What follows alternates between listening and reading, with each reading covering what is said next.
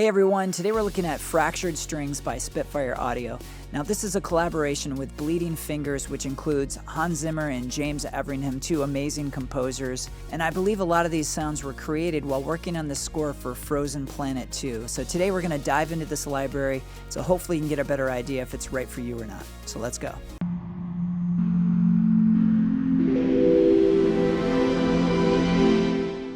So I just spent a couple hours with Fractured Strings, and I created a short composition that I want to play for you that will give you an idea of what you can do with this library. And after the composition, I'll break down some of the things that you can find inside of Fractured Strings, some of the things that you can do, and also I'll show you the sounds that I used.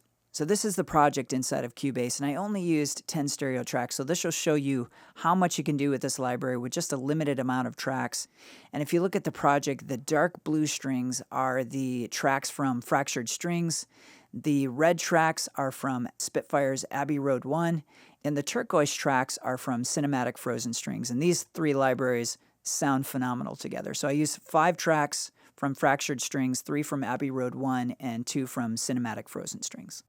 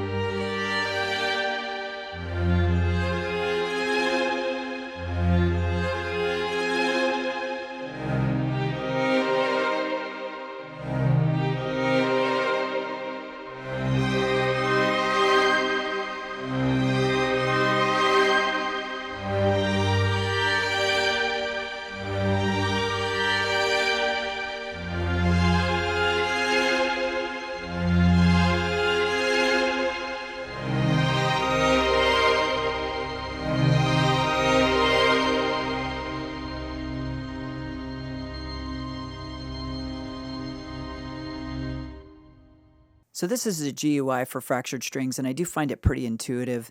There is 2 modes. There's the standard mode, and then there's the grid mode, and I'll show you the grid mode in a second. But while we're in the standard mode, I'll just open up the folder here and show you some of the sounds that you can find in the violins folder.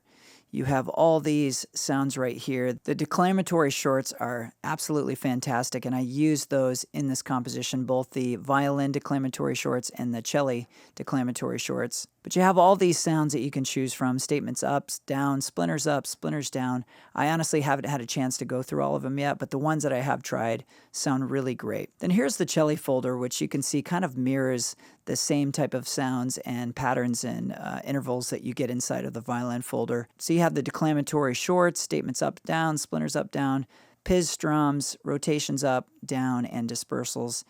Then in the solo section, you have solo violin arps and solo cello arps. So the first sound I used inside the composition was this cello rotations up.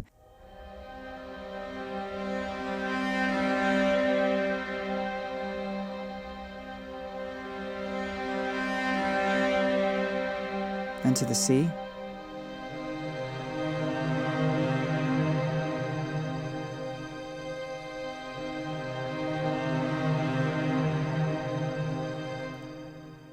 And In the second track, I use this violin splinters up, and I set it to do a fifth up. So here, if I play one note, you can hear it.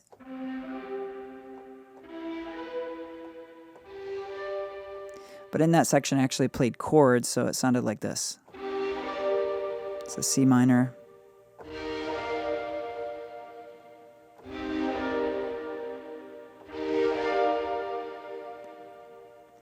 So in the different options here, you have a splinter, same notes. Let me play that, play a C.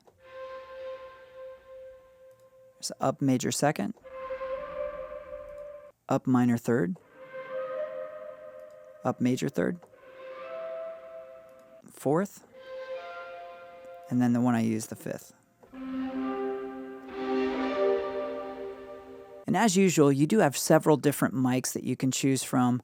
On this sound, I used the mix one, but on some other sounds, I did use the close mics and the gallery mics. But as you can see, there's multiple choices. You got 3 pages of mic selections to use in this library. And if you choose another mic selection, it's actually going to load it into RAM. So you'll see it right up here in the memory as it's loading it into RAM, and this little green light will be blinking. And once the blinking stops, it's completely loaded into RAM.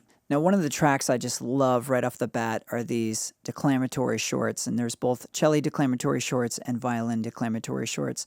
Let me just play you some of the cello shorts.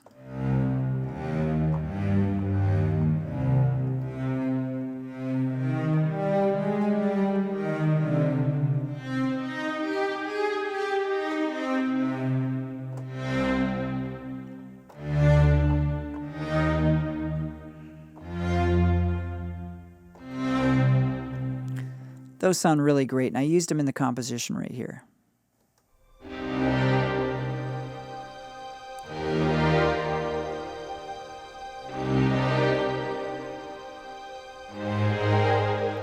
Then I also used them in the N along with the declamatory shorts from the violins, and this is those two sounds together.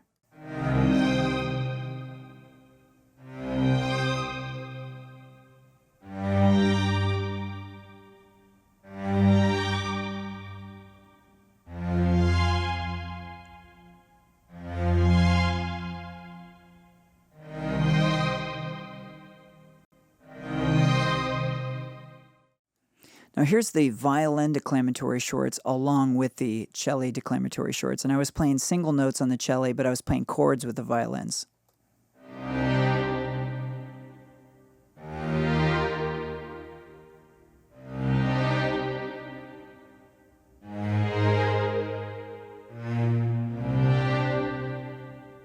Here's some higher chords with just the violin declamatory shorts.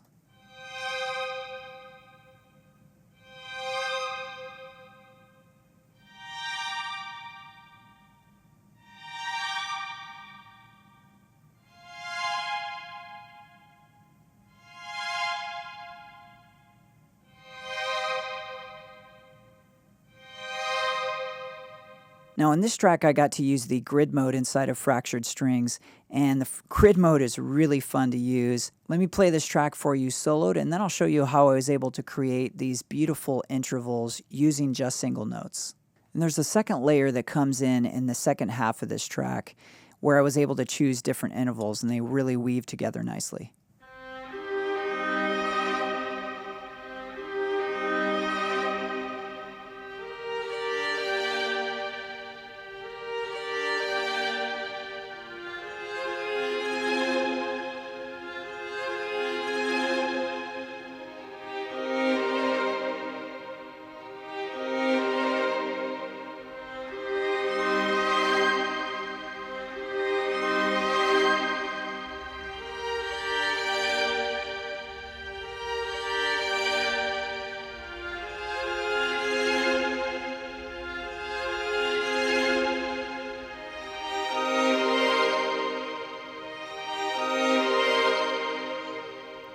Just beautiful. Now I'll show you how I use the grid mode to come up with those patterns. So if you look down here at the bottom of the grid mode, let me just make this bigger. You can see the notes that go from C4 through C6. So when I play C4 here, you'll see this line light up. And you can see I selected a minor chord here, and so it's the first one, but if I change the minor chord, you get a different interval. the third one. Fourth. And let me play some of the majors for you.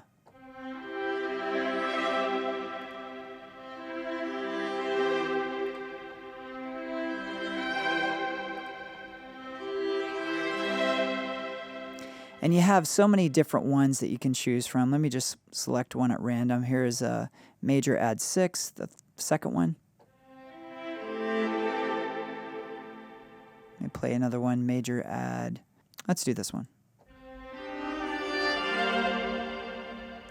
So that shows you there's just so many different things that you can do inside of the grid mode. So in that track I just played for you, in the second half of it, I added the octave, I added the C5, but I used a different interval and they weave together really nicely. So you can see I used the third minor interval on the C5 and I used the first one on the C4. So let me play just the C5 and this is what it sounds like. Here's the lower C4. And here's them together. Now on top of that, I was able to pan C4 a little bit differently than C5. So if you look at 35 here and you go all the way over, you can see I did a little bit of panning to the left, which is affecting the interval that's played on C4. And then on the interval that's on C5, it's on 37. And I cracked that off to the right. So if you listen carefully, you can hear the lower interval is a little bit left and the higher interval is a little bit right. And this is just some of the fun things that you can do with this grid mode. So let me play that again with both intervals. And I experimented with hard panning them. In fact, let me just do that right now so you can hear it. So I actually think it sounds great, but inside the composition, it was just too much. So and for each of the notes that I played to create the different intervals, I was able to select different evos, and there's just so much you can do. So I think the first note I played was C, and then I went to a G. So here's the C, then the G. So you can see that line light up right there, and I selected the second minor. But in the higher octave, I selected the third minor. And so here's those two together.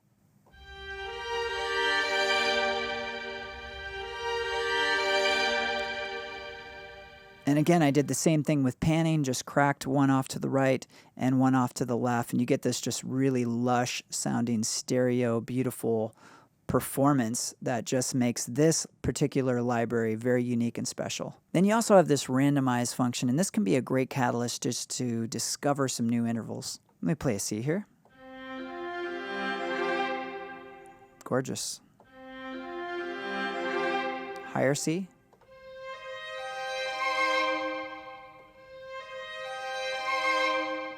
Let me play A. F. G. So as you can see, there's just endless things that you can discover inside this Evo grid. So there you have it. I hope that gave you a better idea of what you can do with fractured strings. I'm just barely scratching the surface of this thing, and I'm really excited to keep going and discover new things that I can do with this library. And I have to say, this is probably one of the most unique libraries that I own, and there's just things that I can do with it that no other library even comes close to. So I hope you got some value out of this video today, and if you did, would you hit the like button? That really helps me out. Also, subscribe to this channel. I put out new videos every single week. And inside of the composition that I played for you today, I used 2 tracks from Spitfire's Cinematic Frozen Strings, and you can check out my review of Cinematic Frozen Strings right here. Thank you so much for watching today, and we'll see you in the next video.